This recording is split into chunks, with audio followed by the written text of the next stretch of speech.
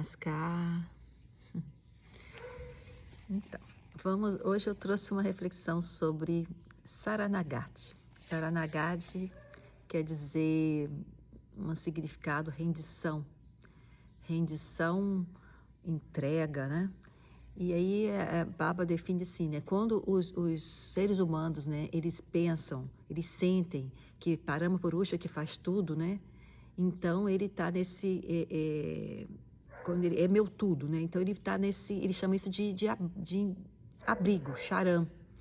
E ele diz que não é possível se submeter a dois abrigos, de dois abrigos diferentes, com finalidades diferentes. Então ele diz que Saranagati é quando os seres abandonam aquele sentimento de eu faço, de eu que sou, né, o maioral, e entende que quem está fazendo tudo, quem é o verdadeiro executor das ações é o Paramapurusha. E aí ele diz mais que toda a força que a gente tem, a gente compreende, quando a gente está nesse estado, a gente compreende que tudo que a gente tem, toda a força, vem de Paramapurusha. Nada é nosso. Então, agimos então de acordo, né, com a capacidade nossa, mas que é dada por ele. Por isso que ele diz que qualquer força que Deus tenha dado, a gente deve utilizá-la ao máximo, mas nunca esquecer quem é o verdadeiro executor. E outra palavra também que significa rendição é prapati. Prapati às vezes é chamado de submissão, autossubmissão, né? Submissão total, de entrega. E outra palavra também referente a isso, que são coisas importantes, é o pranipata. Pranipata, inclusive, está dentro dos 3 fatores essenciais para a elevação espiritual, que é o agragati. E esse pranipata também tem como definição, né, rendição ou entrega total ou submissão. Por que na verdade, né, a gente fala de rendição e entrega sendo a mesma coisa? Porque render-se é isso, né? Você se entregar. E quando fala que é essencial para o crescimento, é porque sem entrega, sem essa aceitação, sem entender que esse Paramapurusha é o executor final de tudo, né? A gente não vai conseguir essa elevação espiritual. A elevação espiritual também tem mais 2 passos, que é o Pariprashna e Seva. Então é Pariprashna, Pranipata e Seva.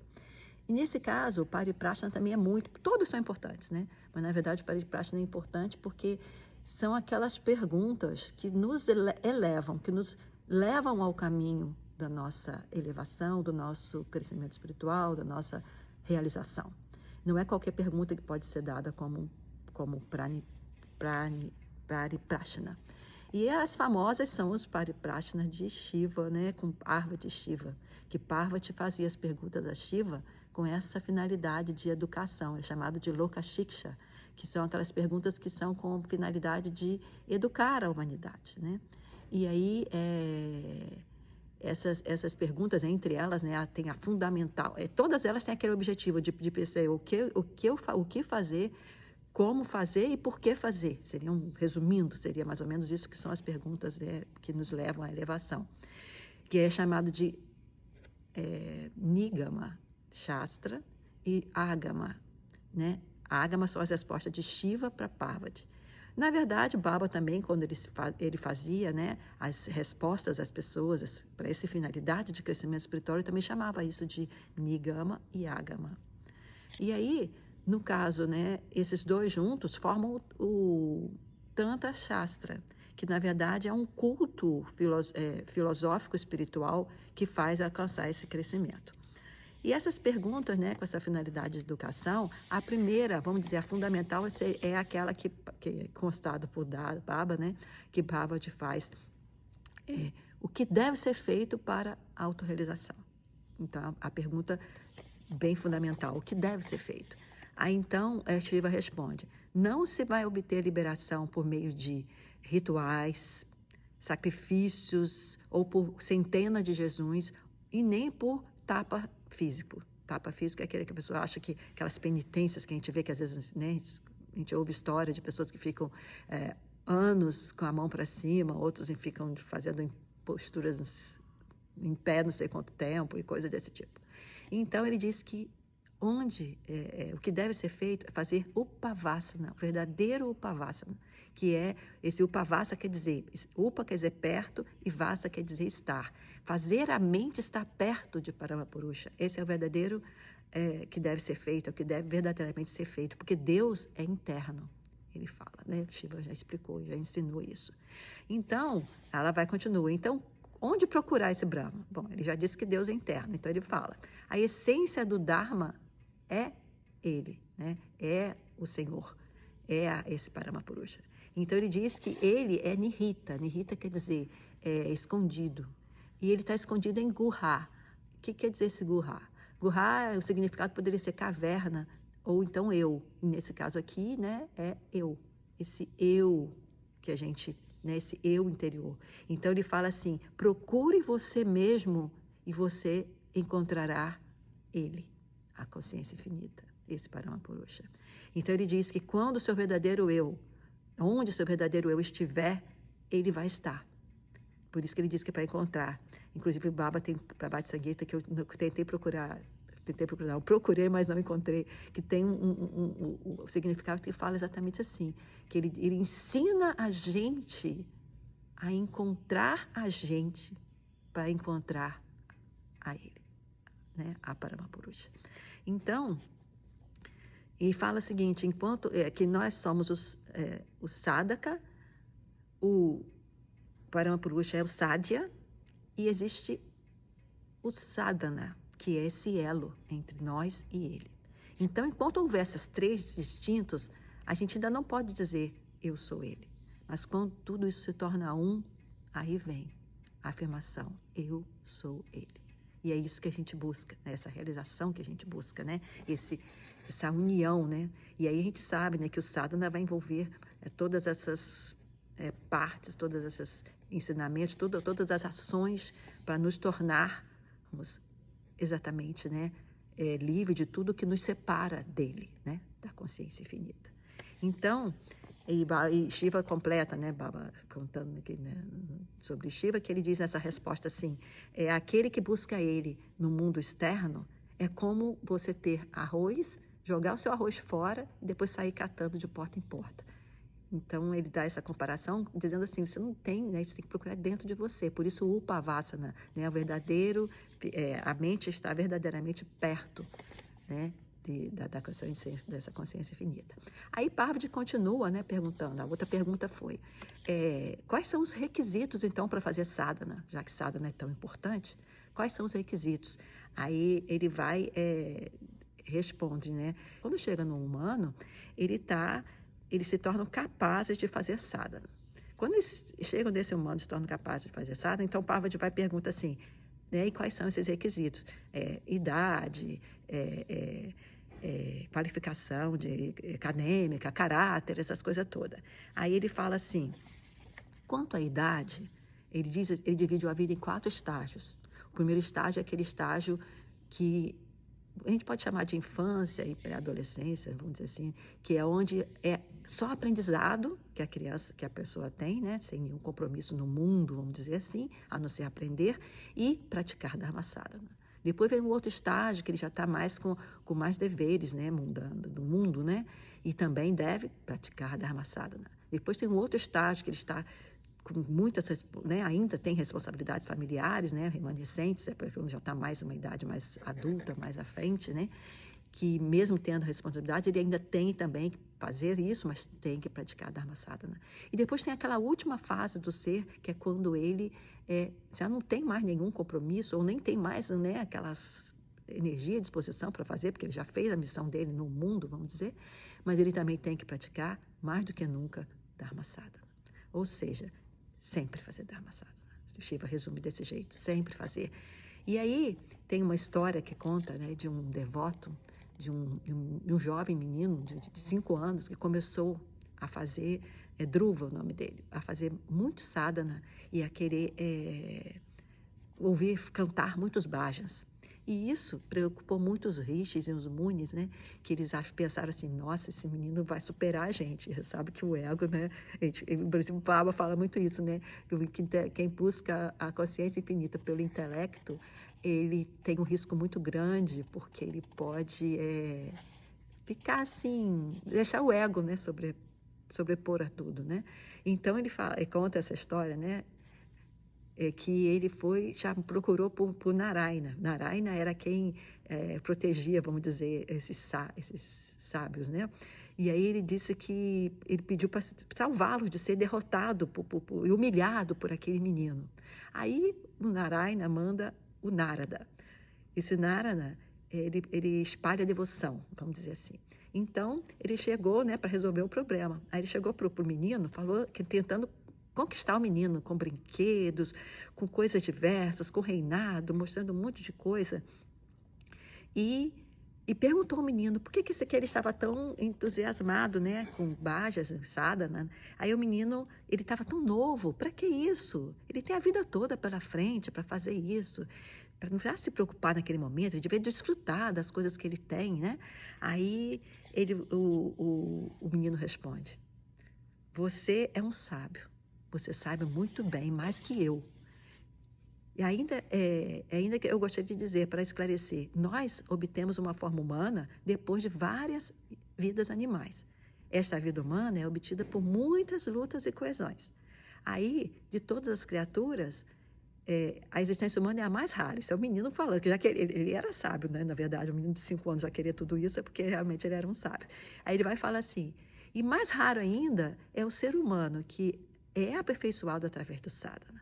Então, mesmo obtendo a vida humana, somente poucos têm a oportunidade de ouvir. A gente sabe disso, né? De ouvir discursos dhármicos. E desses que ouvem, somente poucos vão ter o desejo de praticar. E dentre esses aí, né, desses poucos, eles vão, que compreenderem isso, que realizar o sadhana, vão realizar, né? Verdadeiramente são abençoados. E aí ele fala, o menino continua. E aí, nada. Você sabe o que vai acontecer amanhã? Você diz que a gente tem que ficar velho para poder, né, estar naquela última estágio da vida, para poder se dedicar à realização. Aí ele fala, você sabe se o sol vai nascer para mim amanhã? Aí ele diz, eu não sei. Então eu não vou esperar eu ficar velho para fazer o sadhana. Aí com isso, o Narada pega silenciosamente e vai embora. Ou seja, isso é uma história educativa também, né? Que mostra para a gente muito ensinamento nessa história. Primeiro, né, a intemporalidade, a impermanência do mundo, né? E segundo, a importância, acho que, ou primeiro, a importância de desde nova idade, tenra idade, a pessoa está se dedicando ao sadhana. Não é esperar, seja a segunda idade, a segunda fase, a terceira fase, ou a última fase da vida, né? Então, ele diz, né, que aqueles que estabelecem nesse sentimento na idade nova, né, eles são os verdadeiros seres humanos, né? E o Baba diz num discurso que o ser humano, ele diz que o ser humano é um ser racional. Ele diz que não é um animal racional. O Baba fala isso. Ele é muito mais que um animal. Não basta dizer que ele é um animal. Ele é um ser racional. E ele diz que a existência humana é um fluxo ideológico. Mas quando ele fala que ele é um ser racional, ele difere bem isso, né? Que ele diz assim, o que o ser humano tem em comum com o animal, né? O ser humano tem coisas comuns com o animal, mas não é por isso que ele vai ser chamado de animal. O ser humano, ele tem o que verdadeiramente faz ele ser humano, que é o Bhagavata Dharma, que a gente já sabe, né? Que é o que difere ele dos outros seres, que é o estar, a necessidade, a vontade de expansão psíquica, o rasa, que é seguir o fluxo de acordo com querendo estar, né, se unir a Paramapurusha, que é o seva. Então, todos esses 3 fatores, né, vão gerar o 4º fator, que é a entrega, que é a realização, no caso, né? E aí, dentro desse seva, né, também, todos são importantes, né? A expansão é importante, o flow, né, o rasa é importante, o seva é importante. E uma coisa muito importante no ser humano ele tem consciência da identidade dele. Ele tem consciência de que ele é filho de Paramapurusha. Ele tem consciência de onde vem a sua força, ele tem consciência de que ele não é um simples animal, dele consciência da vida, da morte, da temporalidade, ele tem consciência de tudo. Então, quando ele tem consciência de que ele é filho e de que tudo é criação do Paramapurusha, aí vem o verdadeiro seva. Aquele seva que não é um simples ato externo, é entender que ele está servindo a Paramapurusha. Porque quando ele serve ao outro, ele está servindo a criação dele, de Paramapurusha, e ele está servindo, né, a irmandade. Nós somos, né, uma irmandade universal. Por isso que é importante, né, quando diz que o ser humano ele entende quem ele é. E aí, né, isso tudo é importante, e aí ele fala quanto à idade, né, quanto à realização acadêmica, a graduação acadêmica, essas coisas, ele diz, e sexo, idade, nada tem importância, né, respondendo aquela pergunta de Parvati.